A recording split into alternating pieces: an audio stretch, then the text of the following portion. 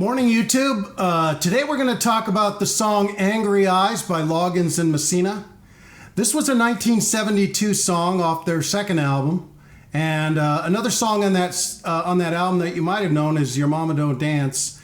But this was another one of the hits off that album. Now, I'm not a huge Kenny Loggins fan, but I did like this 1972 team up between Loggins and Messina.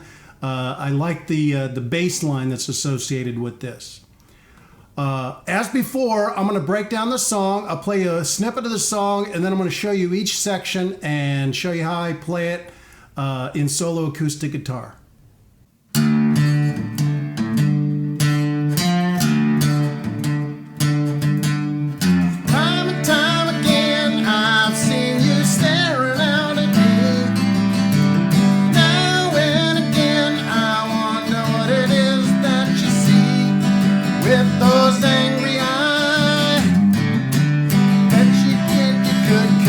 Down with those angry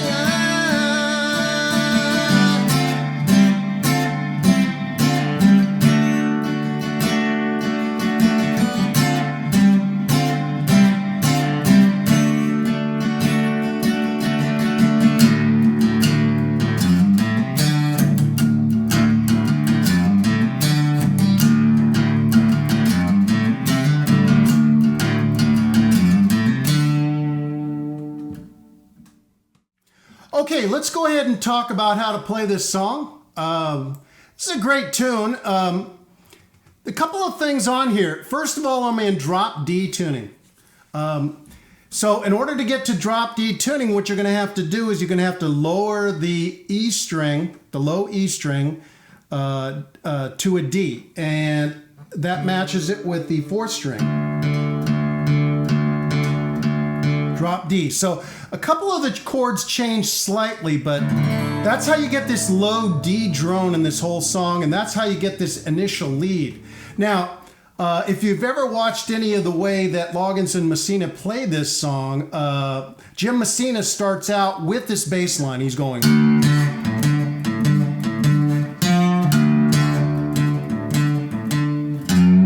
or something very similar to that. And the way you play that is you're basically just sort of establishing this little bass beat. Pretty soon in the song, later on, the bass sort of takes over on the interlude part. But at the beginning of the song starts out with the guitar doing the bass line. So it's the way it starts out. You're going to do an open E, well, actually, this is an open D string now. So it's. And then you're just going to essentially sort of play on this fifth fret of the A string. So it's... and you're just sort of hammering on. And I sort of use a palm muting to try to sort of get that chunky sound. So it's... and once you do that on the fifth fret, so it's 1, 2, open, 1, 2, 3, and you're using your pick to go back and forth, so it's... and then you're going to go to the third fret of the D string, and then you're going to bend it a half a note, so it's... so you're just going to grab it and bend it a half a note. It gets kind of an odd sound, so it's...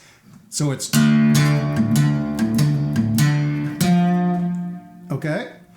The second part of the intro is very similar. You're doing the very same thing. The way I play it is you go back to the open D string and do the same thing. And then you're going to go to the third fret of the D string, the lower D string now, remember. And then you're going to bend it to the fourth fret. So you're going to go... okay, so you're going from 3 to 4. So the way that sounds full speed is... and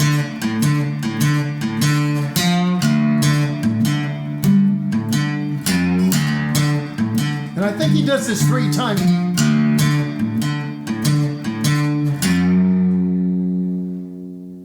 And then he jumps right in to the verse, and Kenny Loggins starts out with this.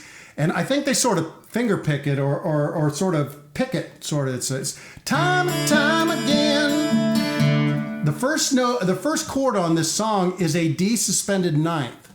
Now, because you have this thing lowered to a drop D position, you're going to get a real drony sound.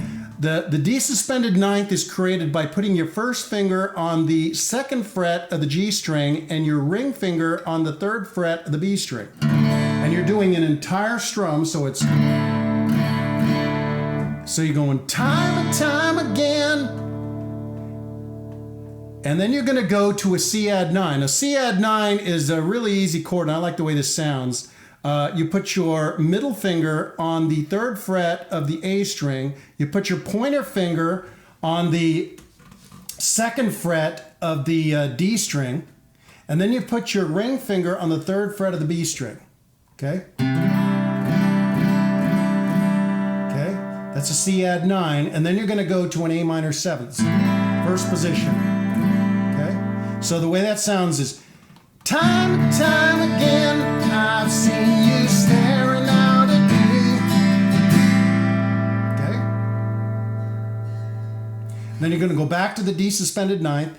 Now and again, I wonder what it is to a C, to an open C, first position. That you see to a G. Now a G in open D or drop D tuning is essentially on the 5th fret. So you're going to cover up the 5th fret of the D, the A, and the D again. So you're going to go like this, or you can just lay it down and just do the first 3 strings here. So it's now and again, I wonder what it is you see. Okay, and you can play all the strings. That gives you a nice rich G sound. So it's basically this, you know, all the strings. Okay, and then it gets into the chorus, and then you just stay on the G with those, and then you're going to go back to the D suspended ninth, angry eyes. And what I like to do as solo acoustic guitar is fill in after the angry eyes with a little bass run. And you can do that by just going from the 3rd fret to the 5th fret to the 3rd fret to the 5th fret. So you're going.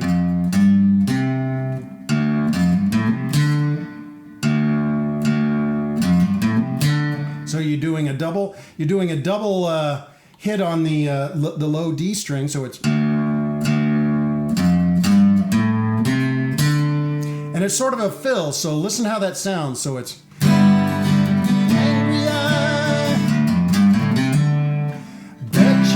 To a C, bet you wish you could cut to a G, cut me down with those angry eyes, to a D suspended ninth again. Okay, so let me play the whole chorus again at full speed so you can see that. Hopefully you can see this. Okay, so it's, let's see. Easy C, with those angry eyes. Down with those angry eyes. So it's, you get a nice little low drony sound with this drop D tuning.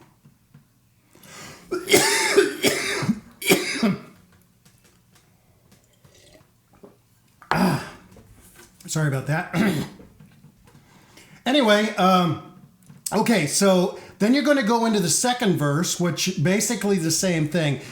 If you want to believe that I'm not the same as you. Okay, same thing, D suspended ninth, C add 9, A minor, D suspended ninth, to a C, to a G. Okay. Okay. Then you're going to get into the interlude part. And it's got these horns. If you listen to the way they play it in the song, they got these horns. So you're doing these sort of stabs with these chords. Now, the chords that you use to make the stabs is something called an F6th. An F6 is essentially if you take a D in the first position and you slide it up to the 5th fret, same shape and everything, you're going to get an F6. So it's kind of an odd chord. It's very much related to a D minor 7. It actually sounds a lot like it. So you're going to make these stabs, so you're going to go.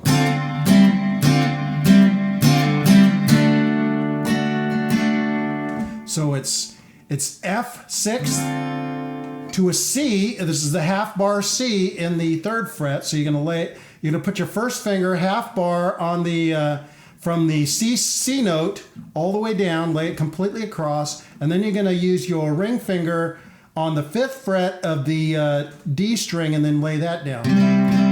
That's a C, sort of a half bar C. So you're going to go. You got to be able to do that fast. It's little stabs. And then you're going to slide up to the D. Or you can go back to the D suspended 9. And they do that twice. So it's, let me see. With those angry eyes. And then I'm going to play the interlude.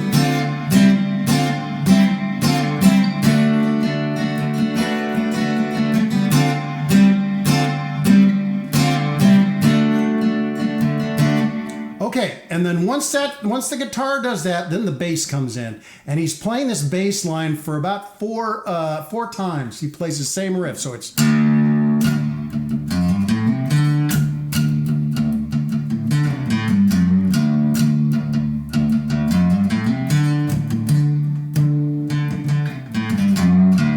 Okay.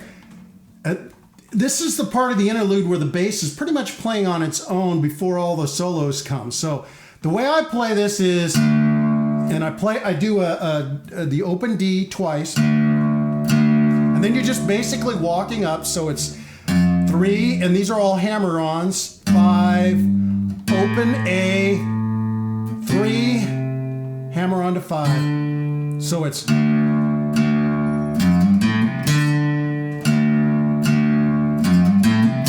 And then the answer, the second part of that, is sort of a reverse. So you're going to start on the 5th fret of the A string and basically walk back down.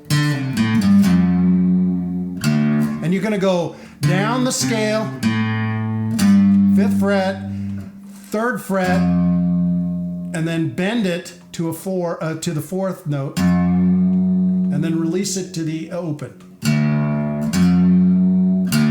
So it's.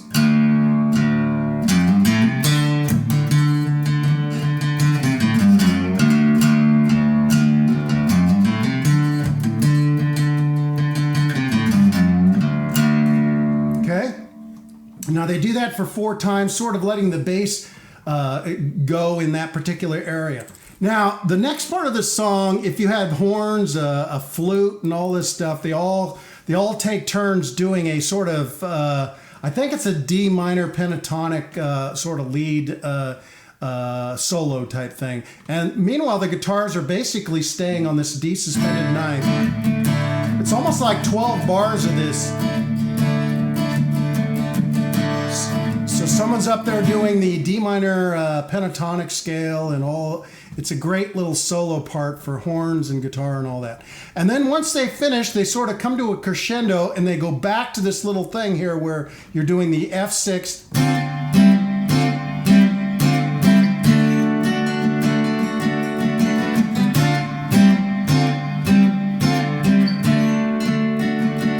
And then they go back into the 3rd verse, which is, you tried to defend that you're not the one to blame.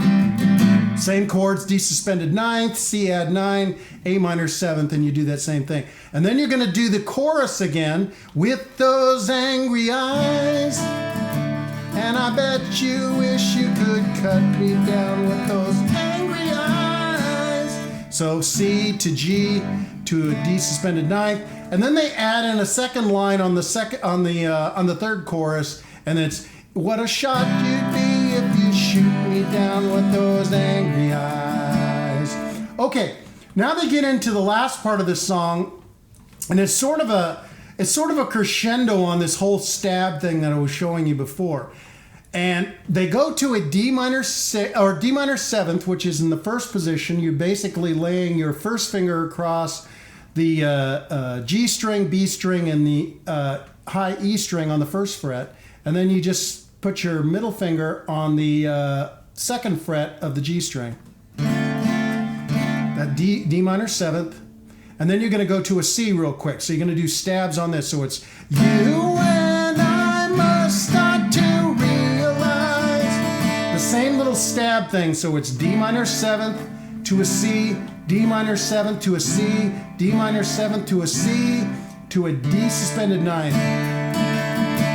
And then they jump up here and do that same little stab exercise with the F6. So it's blindness binds us together in false disguise. Okay, so you already know how to do that one, and then the last line is very similar. So it's you can see me through, and then you're going to go to an E minor 9th, which is essentially one finger on the second fret of the A string. And then it ends, the whole song ends on a D7th suspended 4th, which is you put your first finger on the first fret of the B string, your middle finger on the second fret of the G string, and then your pinky finger on the third fret of the high E string. And it ends on that chord. It's really an odd way to end it, so it's a D7 suspended 4 sound. So let me play that last line. So, you can see me through those hungry eyes. Kind of an odd way to end it, but that's the way the song ends. So anyway, hopefully that gives you some insight into how to play this song, Angry Eyes by Loggins Messina, a 1972 hit. It's great because it's a drop D tuning. Got a real low end, and if you have a guitar that has maybe a little bit of delay, and if you have a bass player, or if you really dig on bass, this is a great song for you. So, as before, if you have any questions or comments about this video or any of the videos that I've posted on my YouTube channel, go ahead and leave me a question or a comment, and I'll get back with you. I'll catch you later.